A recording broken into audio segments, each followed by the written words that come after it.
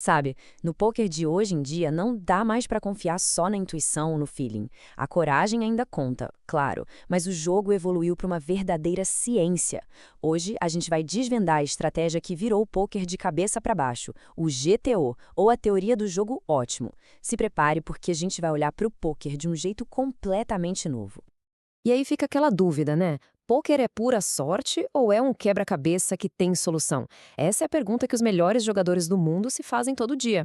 Será que é o acaso que manda no jogo? Ou existe um jeito matematicamente perfeito de jogar?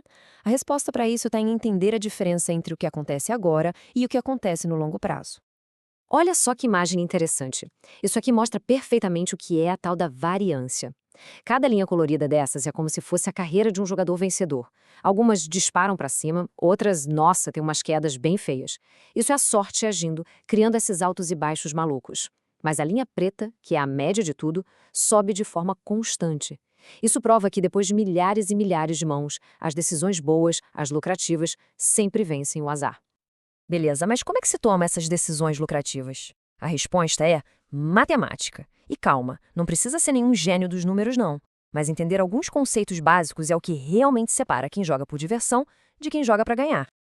O primeiro conceito-chave é o famoso pot odds. Pensa nisso como se fosse uma promoção, sabe? O pote de fichas é o prêmio e a aposta do oponente é o preço que você tem que pagar para tentar levar esse prêmio.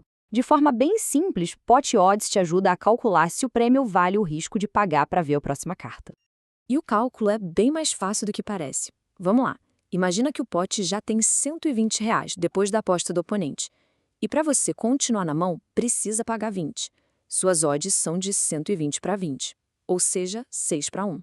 Isso quer dizer que para cada R$ 1 que você investe, o retorno pode ser de 6. Mas só o pot odds não conta a história toda. Ele nos leva para o conceito talvez mais importante do poker, o valor esperado, ou IV. Pense assim, se a gente pudesse voltar no tempo e jogar essa mesma mão 1000 vezes, no final das contas, teríamos ganhado ou perdido dinheiro? O IV calcula essa média. Toda decisão de um jogador de ponta passa por esse filtro. Essa jogada tem IV positivo? Se a resposta for sim, a longo prazo ela vai dar lucro, mesmo que hoje, especificamente, a mão seja perdida. Ok. Então a gente usa a matemática para tomar boas decisões. Mas e se o nosso oponente também for um craque na matemática? Como é que a gente se defende de alguém que pode explorar cada errinho nosso? Bom, é para isso que existe o GTO. Essa frase aqui resume a filosofia do GTO de um jeito perfeito. Em vez de ficar tentando adivinhar como o oponente vai errar, a ideia do GTO é construir uma estratégia tão forte, tão equilibrada, que seja impossível de ser explorada. Não importa o quão bom o adversário seja. E aqui está o pulo do gato do GTO. Ele não pensa numa mão específica, tipo, eu tenho um par de ases. Não. Ele pensa num range, que é basicamente todas as mãos que um jogador poderia ter naquela situação. A estratégia GTO equilibra tudo dentro desse range, mãos muito fortes, blefs, mãos mais ou menos, e isso deixa o oponente completamente no escuro, sem saber se pela frente tem a melhor mão do baralho ou um blefe total. E olha só essa imagem. Isso aqui é um range na prática, para a gente visualizar. Cada quadradinho desses é uma combinação de duas cartas, sabe? E as cores dizem o que fazer: apostar, pagar, correr. Os jogadores profissionais estudam gráficos como esse por horas e horas, para decorar a estratégia GTO para centenas de situações diferentes. Isso tudo leva a gente para uma distinção muito importante. Jogar GTO é como ter um escudo impenetrável. Mas, às vezes, a jogada mais lucrativa é baixar esse escudo e partir para cima com uma espada. O GTO é a defesa, é o escudo. Ele te protege, garante que ninguém consiga se aproveitar de você. Já o jogo exploratório, bom, essa é a espada. É o ataque. Ele procura ativamente por falhas, por padrões no jogo do oponente para poder ganhar o máximo de fichas possível. É mais arriscado, claro, porque se o ataque for no lugar errado, o contra-ataque pode ser fatal. E aqui está o grande segredo da coisa toda. Nenhum profissional joga GTO 100% do tempo. Ninguém. Se fizessem isso, estariam, na verdade, deixando dinheiro na mesa. Eles usam o GTO como um ponto de partida, sabe, uma base segura. E a partir daí, eles desviam da estratégia para atacar as fraquezas que eles percebem nos adversários. Aí surge a pergunta de US$ 1 milhão. Tá, mas como um ser humano aprende uma estratégia que parece exigir cálculos de um supercomputador? A resposta está na tecnologia, que revolucionou completamente a forma de estudar pôquer. Parece uma tarefa impossível, né? Ter que equilibrar centenas de combinações de mãos, com tamanhos de aposta diferentes, frequências. Mas hoje em dia os jogadores têm uma arma secreta para isso.